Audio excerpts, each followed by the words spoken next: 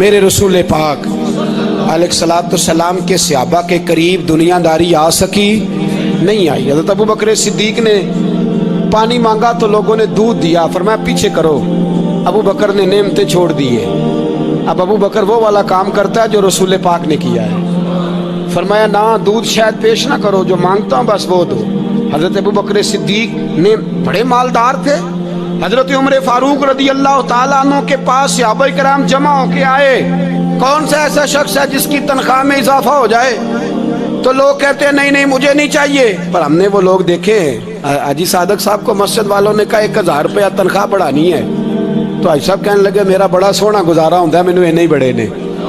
حضرت سیدنا عمر فاروق رضی اللہ عنہ صحابہ اکٹھے ہو کے گئے، کہنے لگے عمر حضور کے زمانے میں بظاہر غربت رہی، جناب صدیق اکبر کے زمانے میں غربت، اب تو بڑی ریل پیل ہے، بحرین سے لاکھوں کا مال آتا ہے، آپ کو بڑے بڑے سفیر ملنے آتے ہیں، پر آپ وہی پرانا کرتا اور وہی تامت جو کئی جگہ سے سی آپ نے کئی جگہ سے پھٹی۔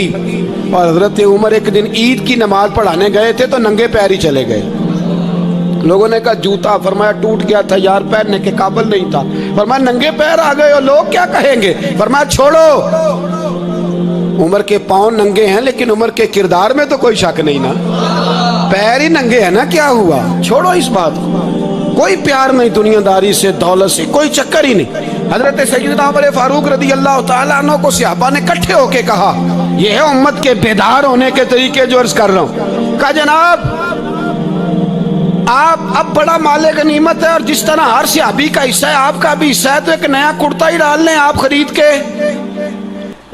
اب جب مشورہ ہو گیا صحابہ میں تو کہنے لگے عمر سے بات کون کرے گا، نیا کرتا پہننے کی عمر سے بات کس کو برا لگتا ہے جی، نیا کرتا کون بات کرے گا؟ حضرت سیدنا علی المرتضیٰ کا انتخاب ہوا، کہنے لگے مولا علی کی بڑی عزت کرتے ہیں، ان سے بڑا پیار کرتے ہیں، ان سے بات کرتے ہیں۔ تو حضرت علی کو بلایا گیا، عرض کی حضور مہربانی فرمائیں، حضرت عمر سے کہے نئے کرتے کے لیے، آپ فرمانے لگے عمر میری بڑی قدر کرتا ہے، بڑی بات سنتا ہے، پر یہ والا کام نہیں میں عمر سے کہہ سکتا، یہ کسی اور سے کہو۔ تو کہنے لگے آپ رہنمائی کر دیں کس کو کہیں؟ تو جناب علی المرتضیٰ فرمانے لگے اگر حضرت عائشہ صدیقہ سے کہو گے تو عمر فوراً مان جائے گا، وہ مومنوں کی ماں ہیں۔ صحابہ حضرت عائشہ کے پاس، اماں جی عمر کو بلائیں، ان کو کہیں، بڑے بڑے سفیر آئے ہوتے ہیں وہی پرانے کپڑے پہن کے بیٹھ جاتے ہیں۔ اللہ اکبر، حضرت عائشہ نے پیغام بھیجا، فرمایا عمر کو بلاؤ۔ عمر فاروق دوڑے ہوئے آئے، پردے کے پیچھے حضرت عائشہ کے پاس گھٹنوں کے بل، اماں جی دیر تو نہیں کر آیا میں آنے میں، حکم ہو، حضور کے گھر سے پیغام آیا، بڑے بڑے سفیروں کو چھوڑ کے بھاگے۔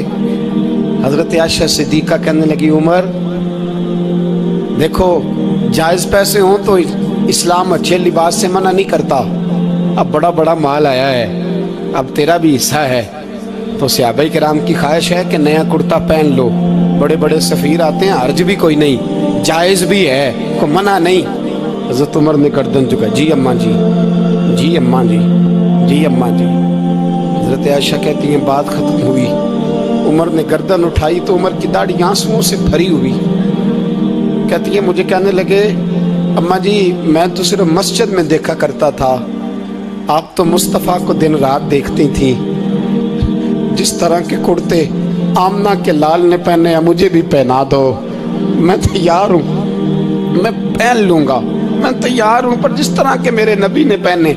حضرت عائشہ کہتی ہے میں پھوٹ کے روئی، میرا پلو آنسوؤں سے بھر گیا۔ فرماتی ہیں میں عمر کی بات سنتی گئی تو میرا پلو آنسوؤں سے، میں نے کہا عمر تو جا، تو ٹھیک ہے۔ فرماتی ہے عمر فاروق سلام کر کے اٹھے، امیر المومنین چلے گئے، اس کونے میں صحابہ چھپے ہوئے تھے، وہ آئے، کہا اماں جی کیا بات ہوئی؟ تو میں پھر رو پڑی، میں نے کہا کیا بتاؤں، تمہیں پرانے کرتے نظر آتے ہیں، اسے محمد عربی کے جلوے نظر آتے ہیں، اسے رسول اللہ کا رنگ نظر آتا ہے، اسے وہ غلامی نظر آتی ہے۔ عمر کو دنیا سے پیار، اور دنیا سے پیار نہیں تھا، دعا پتہ کیا تھی؟ یوں جھولی اٹھا کے اللہ مرزقنا شہادتن فی سبیلک وجعل موت فی بلد حبیبک، اللہ عمر کو بسترے والی موت نہ دینا، موت شہادت کی دینا، اور میں میدان میں جا کے نہیں مرنا چاہتا، مجھے رسول اللہ کے شہر میں موت چاہیے، باہر جا کے نہیں، یہی میدان لگے مدینے میں، یہی موت آئے، اسباب بنا، میں مدینہ بھی نہیں چھوڑنا چاہتا۔ او بھائی ان لوگوں کو نہیں پیار تھا، جناب صدیق اکبر کا وصال ہوا تو زہر کے اثر سے، وہ جو آپ کو زہر لگا تھا، بعض مفسرین نے لکھا ہے کبھی کبھی وہ جو سانپ نے ڈسا تھا تو کبھی کبھی اس کا اثر آتا تھا، بس اللہ نے شہادت دینی تھی کبھی کبھی، ورنہ تو بڑی شفائیں تھیں۔ حضرت عمر شہید، حضرت عثمان، جناب علی، امام حسن، امام حسین، علی اکبر، علی اصغر، حضرت عباس، حضرت سعد بن معاذ، حضرت امیر حمزہ، مصعب بن عمیر، میرے محبوب نے تو لسٹ بنائی شہیدوں کی، لسٹ بنائی شہیدوں کی، شہادت سے پیار کیا رسول اللہ صلی اللہ علیہ وسلم کے غلاموں نے، پیار کیا شہادت سے، اسی لیے تو کافر اٹھ نہیں سکا کہ شہادت سے حضرت سعد بن معاذ رضی اللہ تعالیٰ عنہ کو زخم لگ گیا، جنگ سے زندہ آ گئے لیکن زخم ہے، رو کے کہنے لگے محبوبہ سارے شہید ہو گئے، میں ایسے ہی رہ گیا۔ حضور نے فرمایا نہیں، رب تجھے بھی شہادت کی موت ہی عطا فرمائے گا۔ اسی زخم میں پردہ ہو گیا۔ میرے بھائی حضرت عمر بن جموح رضی اللہ تعالیٰ عنہ 4 بیٹے لے کے احد کے میدان میں آئے، کہا محبوبہ میرے 4 ہی تھے، میں سارے لے آیا ہوں، سارے ہی قبول ہیں؟ فرمایا ٹھیک ہے، پھر خود بھی زرہ پہن لی، ایک ٹانگ سے لنگڑے تھے، ٹانگ چھوٹی تھی۔ حضور نے فرمایا تو نے کیوں لباس پہن لیا ہے؟ کہا حضور میں نے بھی تو جہاد پہ جانا ہے نا۔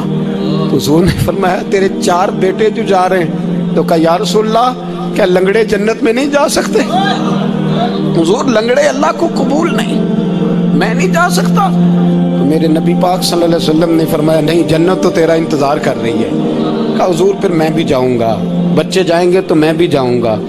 ایک بی بی احد کے دن 3 سال کا بچہ لے کے گھر سے نکلی، بیبیوں کو کہتی ہے میرا خامد بھی بدر میں شہید ہوا، بھائی بھی اور باپ بھی، آج حضور نے پھر بلایا ہے، دل کرتا تھا کوئی جوان بیٹا ہوتا تو میں پیش کرتی، پر اب میرے پاس یہ 3 سال کا ہی ہے۔ بچہ لیا مدینے میں مسجد نبوی میں، حضرت بلال سے کہنے لگی 2 منٹ حضور کا دیدار چاہیے۔ نبی پاک آئے، کیسے آئی ہو؟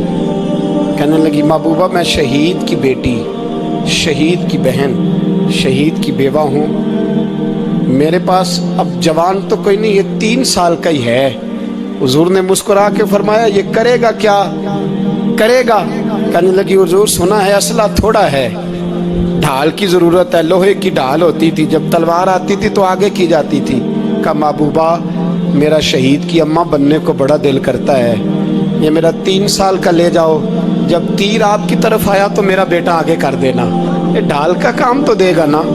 ہنستے ہوئے محبوب کی آنکھوں میں آنسو آئے، بچے کو پکڑ کے سینے سے لگایا، ماتھا چوما، فرمایا جا تیرے ساتھ وعدہ ہے قیامت کے دن تجھے شہید کی اماں کہہ کے ہی پکارا جائے گا، وعدہ ہے تیرے ساتھ تجھے شہید کی۔ میرے بھائی مرنے کو دل ہی نہیں مسلمان۔ میرے نبی پاک صلی اللہ علیہ وسلم نے فرمایا جس کے دل میں کبھی شہادت کی آرزو پیدا نہیں ہوئی، اس کے سینے میں دھڑکنے والا دل مومن کا ہے ہی نہیں، وہ تو منافق ہے۔ جو کبھی دین کے رستے میں شہید ہونے کو، میرے بھائیوں دین کو بڑی ضرورت ہے، بڑی ضرورت ہے، بڑی۔ اے خاصائے خاصان رسول وقت دعا ہے، امت پہ تیری آ کے عجب وقت پڑا ہے۔ وہ دین جو بڑی شان سے نکلا تھا وطن سے، پردیس میں وہ آج غریب الغربا ہے۔ فریاد ہے اے کشتی امت کے نگہباں، بیڑا یہ تباہی کے قریب آن لگا ہے۔ اور ایک شاعر قلم توڑ گیا، کہنے لگا تجھ سے فریاد ہے اے گنبد خضرا والے، تجھ سے فریاد ہے اے گنبد خضرا والے، کعبے والوں کو ستاتے ہیں کلیسا والے، تجھ سے فریاد ہے اے گنبد خضرا۔ اپنے اندر دین کا درد پیدا کرو، ذوق پیدا کرو، مسلمان بن کے جینا